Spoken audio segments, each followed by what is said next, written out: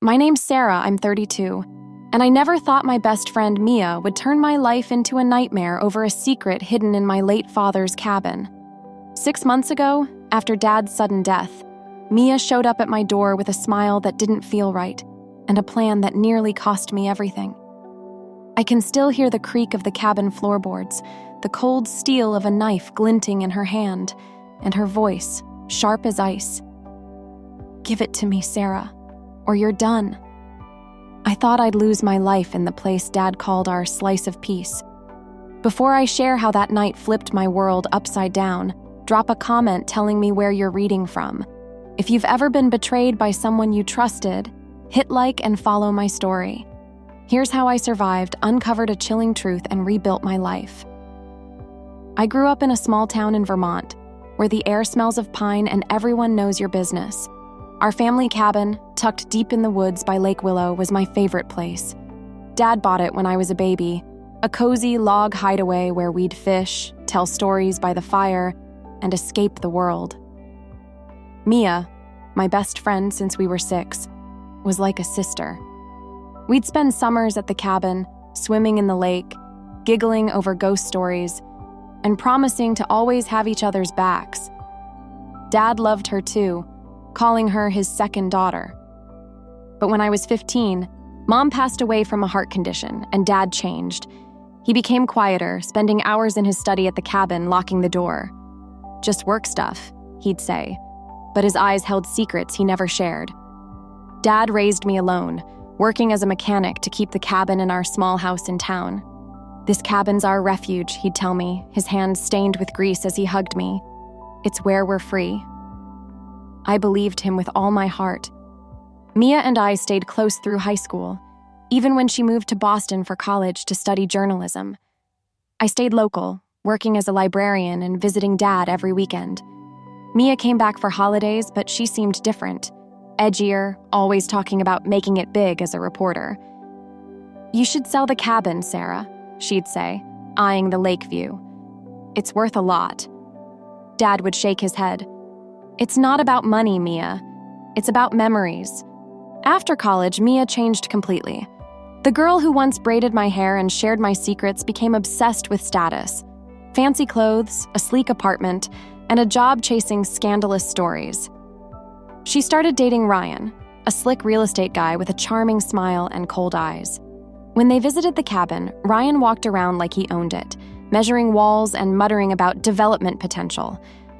Mia laughed it off, but her comments stung. "This place is cute, Sarah, but it's stuck in the past." I brushed it off, thinking she was just caught up in her new life. Dad, though, seemed uneasy around Ryan, locking his study whenever they came. Last year, Dad died in a car accident. A snowy road, a sharp turn, no explanation.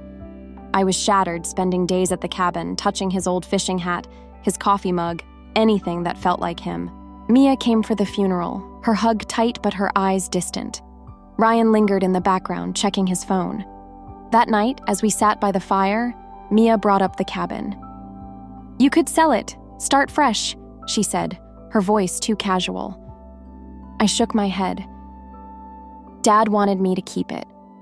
It's all I have left of him.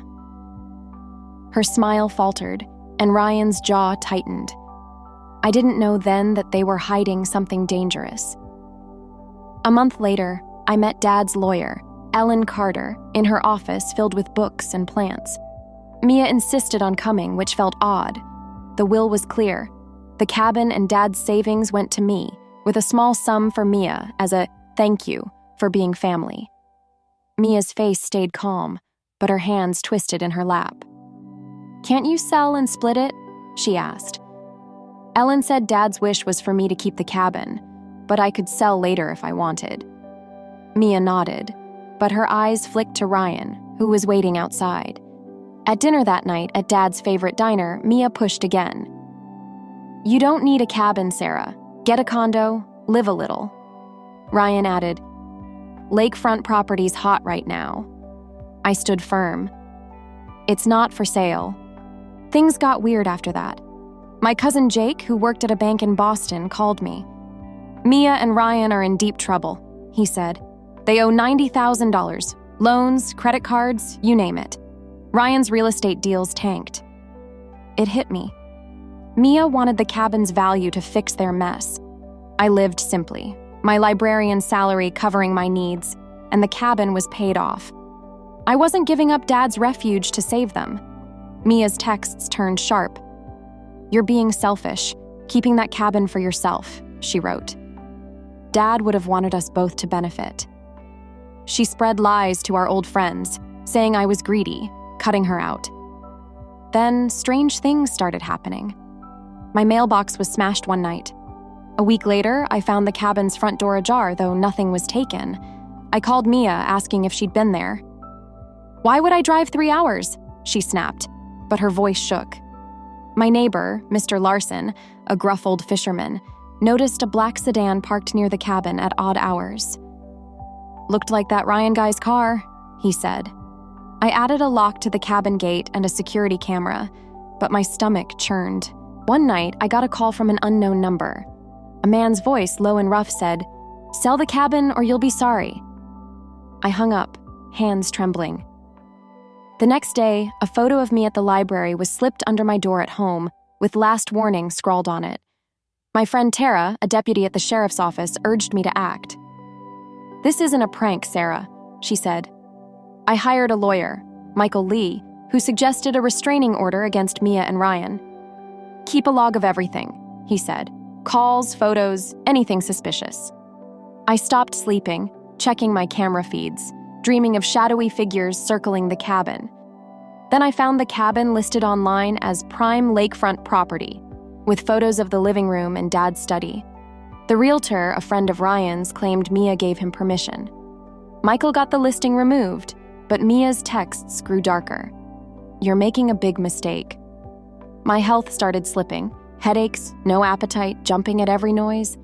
Tara suggested I stay at the cabin less, but Dad's words, "our refuge," kept me going back, even as fear gnawed at me. One foggy evening, I was at the cabin lighting a fire when the doorbell rang. My camera showed Mia and Ryan, her with a folder, him with a forced smile. "We just want to talk," Mia called, her voice too sweet. My gut screamed to keep the door locked, but she was my oldest friend. I let them in, keeping my phone close. We sat by the fire, the air thick with tension. Mia slid the folder over. "Take a loan against the cabin's value," she said. "Pay us half. Keep the place." Ryan nodded. "It's fair, Sarah." I saw their desperation. "You want me to go into debt to fix your problems," I said. Mia's face hardened. "You owe me. I was family too." Before I could answer, Ryan lunged, pinning my arms. Mia pulled a knife from her bag, its blade catching the firelight. "Where's the box, Sarah?" she hissed. "I know it's here." I froze. "What box?" She laughed, bitter. "Don't play dumb. Dad's secret. Hand it over." Ryan tightened his grip, pain shooting through my shoulders. I kicked, knocking over a lamp. Glass shattered. Mia grabbed my hair, pressing the knife to my throat. "Tell me, or you're done." My mind raced. Dad's locked study, his secrets. Was that what they wanted?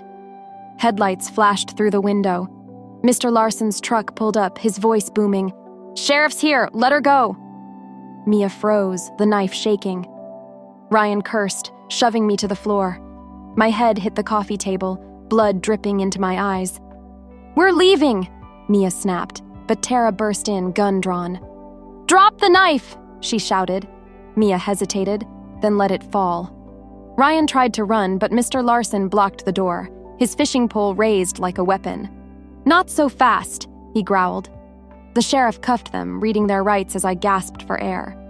Medics treated me at the hospital, a concussion, a cut needing 15 stitches, and bruises on my arms. Tara took my statement, her face grim. "We've got them on assault and attempted theft," she said.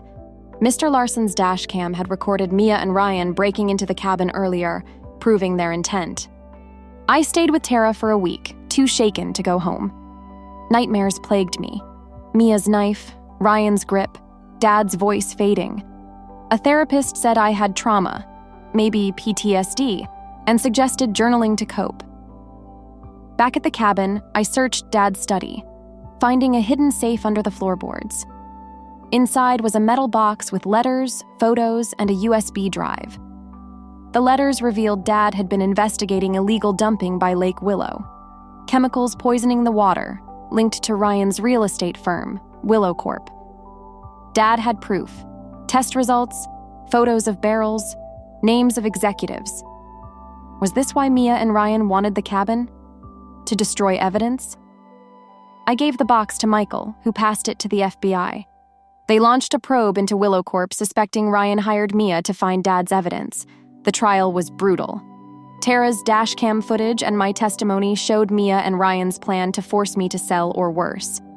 Bank records exposed their $110,000 debt, Ryan's failed deals, Mia's spending on her perfect life. Mia claimed Ryan pressured her, but texts showed she'd planned it all, even researching the cabin's value. Ryan got 7 years, Mia 4, with orders to stay away. I felt no joy, just grief for the friend I'd lost. The cabin didn't feel like a refuge anymore. Every creak reminded me of that night. Tara helped me clean it, and I painted the walls blue, Dad's favorite color, trying to reclaim it. I found a letter from Dad in the safe. "Sarah, this cabin's our heart. Protect it, but live your life." I cried, knowing he'd hate what Mia became. I started gardening at the cabin, planting roses like Mom loved, and began writing a book about our summers there, pouring my pain into words. The FBI arrested a Willow Corp executive thanks to Dad's evidence. The lake's cleanup started, and I felt Dad's pride from somewhere beyond. I kept the cabin but rented it to a family who loved its charm, using the money to fund a community garden in town. I moved to a small apartment near the library, started a writing group for trauma survivors, and met Lucas, a kind teacher who loved my stories. We began dating, taking it slow, building trust. Mia wrote from prison, apologizing, but I didn't reply. Her betrayal taught me family isn't just blood or promises, it's who shows up when you're broken. Share your stories of trust and betrayal below. Like and follow if my journey speaks to you. I'm Sarah, living for me and Dad's legacy, proving you can rise above the darkest secrets.